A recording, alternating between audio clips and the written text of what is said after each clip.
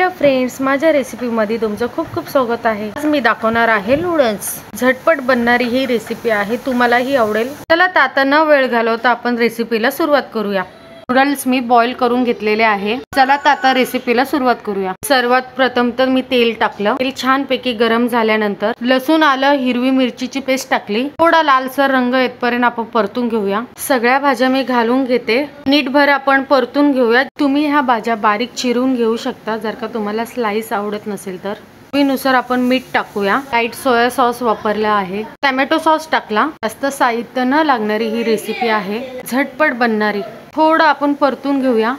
तिखट तुम्ही आवडीनुसार टाका। भाज्या जास्त शिजून नाही घ्यायच्या, भाज्यांचा क्रश तसाच ठेवायचा आहे आपल्याला। जास्त मऊ नाही पडल्या पाहिजे। नूडल्स घालून घेऊया, मिक्स करून घेऊया। नूडल्स पटकन मिसळले जातात। कमेंट मध्ये मला नक्की सांगा कशी वाटली माझी रेसिपी। सबस्क्राइब करा, लाईक करा, शेअर करा। Okay, bye.